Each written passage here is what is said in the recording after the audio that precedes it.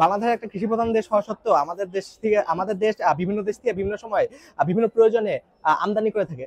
যেমন হচ্ছে India, Vietnam, Nepal, Myanmar থেকে বিভিন্ন সময় বিভিন্ন শাকসবজি আমদানি করে থাকে। কিন্তু আমাদের দেশ কৃষি প্রধান হওয়ার কারণে তো আমাদের আসলে রপ্তানি করার কথা, কিন্তু তা হচ্ছে না। কারণ কি, আমাদের দেশে হচ্ছে ল্যান্ডটা কম, নিডটা বেশি, সাপ্লাইটাও কম। সাপ্লাইটা কম হওয়ার কারণে মানুষ যেসব নিডটা পূরণের জন্য বাড়িতে আনা লাগতেছে, তো আমরা কম জায়গার মধ্যে কিভাবে বেশি পরিমাণ উৎপাদন করতে পারি, প্রায় 5 থেকে 10 গুণ বেশি উৎপাদন করতে পারি, সেটা আমাদের মূল লক্ষ্য। এবং কি আমাদের আরেকটা জিনিস খেয়াল রাখতে হবে যে আমরা কীটনাশক এবং কি সারের অপব্যবহার যাতে না করি, কারণ এর ফলে আমাদের ক্ষতি হয়। তো আমরা কিভাবে একদম সার এবং কীটনাশক ব্যবহার বাদ দিয়েই শুধুমাত্র পানিতে, মাটি ছাড়া কিভাবে 5 থেকে 10 গুণ বেশি উৎপাদন করতে পারি, সেটা আমাদের প্রজেক্ট। সেটা হচ্ছে sustainable cultivation and agricultural model.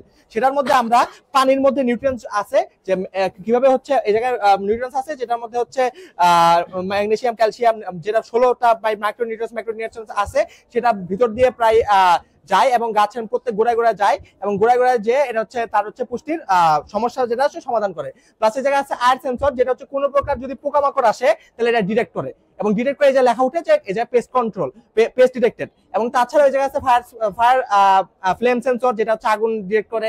Plus হচ্ছে আমরা মাইক্রোপ্রসেসর হিসেবে ইউজ করতে হচ্ছে নট এমসিও। প্লাস হচ্ছে এই জায়গায় হচ্ছে আমাদের হিউমিডিটি টেম্পারেচার সেন্সর ইটিসিও আছে। তাছাড়া আমরা পুরাটুকু হচ্ছে ইকো ফ্রেন্ডলি রাখার জন্য আমরা শক্তির সংগ্রহ করি হচ্ছে সোলার প্যানেল থেকে, যেটা ওই পাশে আছে। এটা হচ্ছে একদম পুরো ইকো ফ্রেন্ডলি এবং আমাদের নেচার এবং আর্থের কোনো প্রকার ক্ষতি করে না। এর ফলে এটা হচ্ছে আমাদের একদম বাংলাদেশের বর্তমানে সকল প্রকার কৃষি জাতীয় কৃষি ক্ষেত্রে সকল প্রকার সমস্যা সমাধানে গুরুত্বপূর্ণ ভূমিকা পালন করবে বলে আশা করি। এটা আমাদের প্রজেক্ট। ধন্যবাদ। আর এটা কি আউটডোরে এটা আউটডোরে করা পসিবল, কারণ ইনডোরে করতে গেলে আমাদের হচ্ছে একটা গ্রিন হাউস সিস্টেম লাগবে, এটা আরো জটিল। তো আমরা আসলে বাংলাদেশের প্রেক্ষিতে কিভাবে আমরা আসলে কৃষকদের সমস্যা সমাধান করব, সেটা করার জন্য আসলে এটা আমরা বানিয়েছি।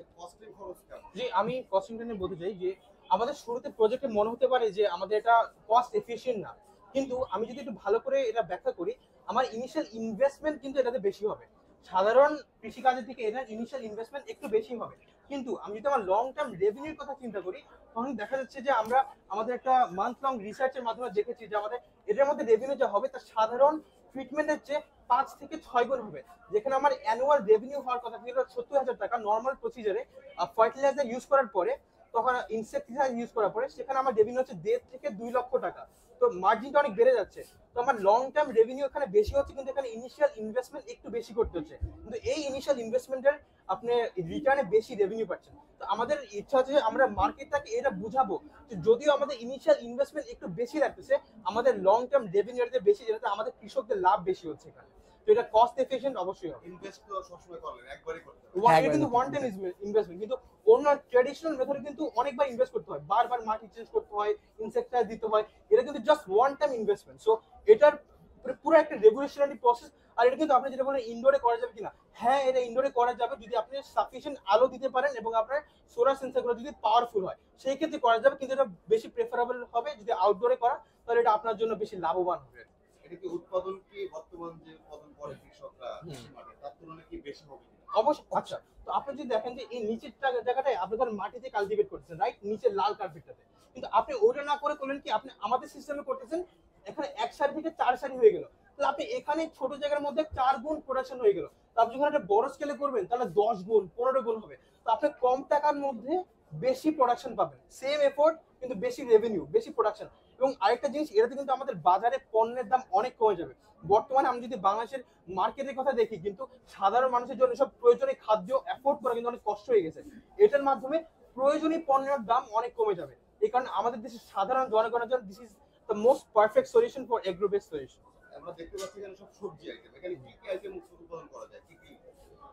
যে কোনো ধরনের শাকসবজি, টমেটো থেকে এমনকি মরিচও উৎপাদন করা সম্ভব যদি আমরা পিএইচ কন্ট্রোল করতে পারি। এবং অন্যান্য যেসব আমাদের যেসব মার্ক আছে, যেসব জিনিস আমরা দেখি সাধারণত মানে উৎপাদন করার সময়, এগুলো যদি আমরা কন্ট্রোল রাখতে পারি, যে কোনো জিনিস উৎপাদন করা পসিবল।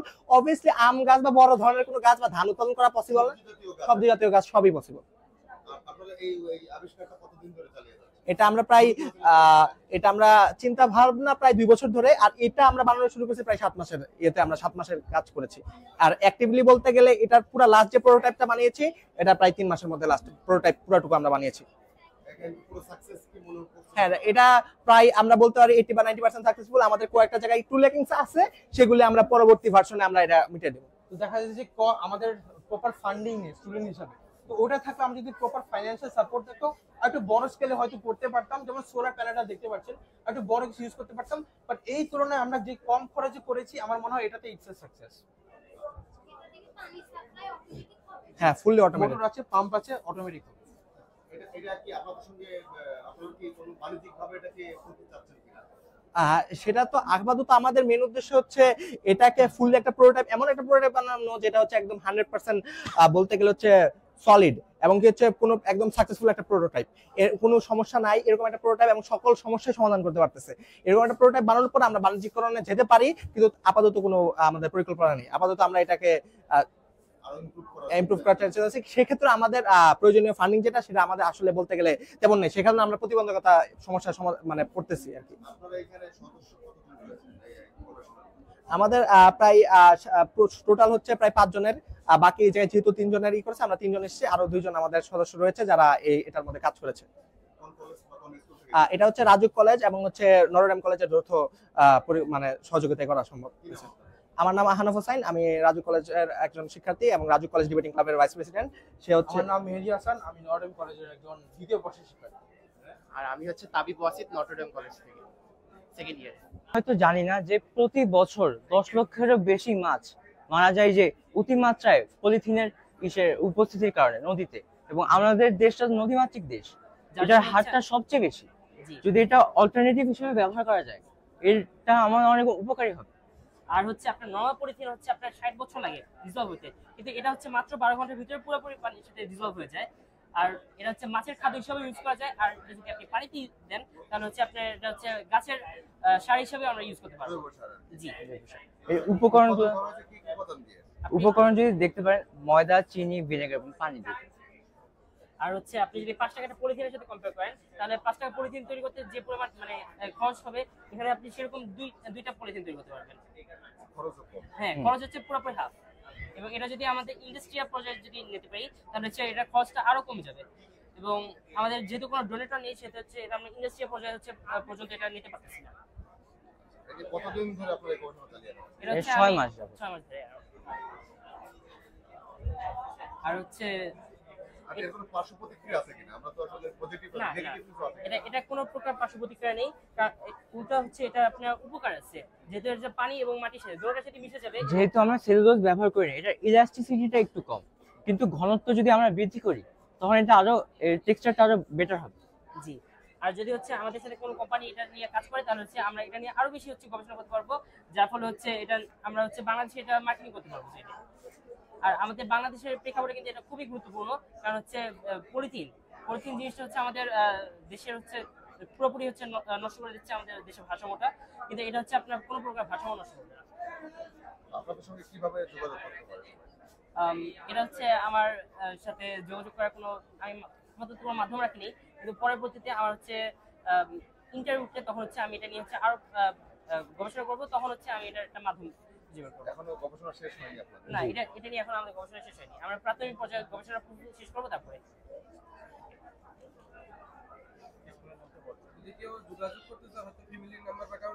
জি। ভেরিফাই করব। এটার মাধ্যমে এটা আমাদের ফিল্টার, এটা আমাদের এক্সস্ট ফ্যান, এটা আমাদের বায়ু দূষিত বায়ুর যে উৎসটা সেটা, এটা এখানে দূষিত বায়ু বের হচ্ছে, এখানে কালো ধোঁয়া, এটা আমাদের ফিল্টার। এখানে এক্সস্ট ফ্যানটা বায়ুটাকে ক্যাপচার করছে, এখানে ফিল্টারেশন হচ্ছে, এখন এখান থেকে মিনারেল বায়ুটা বের হয়ে যাচ্ছে। এখানে মেইনলি আমরা ইউজ করব বাসাবাড়ির জন্য, যারা অ্যাজমা রোগী আছে, হাঁপানির রোগী আছে, শ্বাসকষ্ট রোগী আছে, ডাস্ট অ্যালার্জি বিশেষ করে তাদের জন্য আমরা এটা ইউজ করব। আর আমরা আরো সহজলভ্য করার ট্রাই করব, আরো ছোট করার ট্রাই করব, যাতে সাধারণ মানুষজন যাতে এটা ইউজ করতে পারে আর কি। প্রোটোকল অনুযায়ী কি প্রোটোকল স্থানান্তর করা যাবে? হ্যাঁ, করতে পারে আর কি। গ্রহণযোগ্য আর কি। এটা এখান থেকে যে দূষিত বায়ু উৎপন্ন হচ্ছে, উৎপন্ন বায়ুগুলা এই ফিল্টারের মাধ্যমে ক্যাপচার হয়ে এই বায়ুর যে ভারী ভারী এলিমেন্ট গুলা, যেগুলো আমাদের শরীরের জন্য ক্ষতিকর বা ডাস্ট গুলা এখানে আটকে যাচ্ছে, এখানে ডাস্ট গুলো আটকে যাওয়ার ফলে এখান থেকে যে দূষণ মুক্ত বায়ু, সে বায়ুগুলা বের হয়ে যাচ্ছে প্রকৃতিতে। আপনারা আসলে এটা কতদিন ধরে এই আবিষ্কারটা চালিয়ে যাচ্ছেন বা শুরু করছেন কতদিন হলো? এটা রিসেন্টলি শুরু করা হয়েছে, এটা রিসেন্টলি কাজ করেছি আমরা। সো এইটা খুব শীঘ্রই এটা শুরু করছে, ইনশাল্লাহ আমরা সামনে আরেকটু এটা আগাবো, এটা নিয়ে কাজ চলছে আমাদের চলমান। জি, আপনারা এসেছেন কোন স্কুল থেকে? আমরা মণিপুর স্কুল থেকে এখানে এসেছি। মিরপুর 2 এটা। মিরপুর দুই। হ্যাঁ, মণিপুর। আমরা ক্লাস 10 10। জি।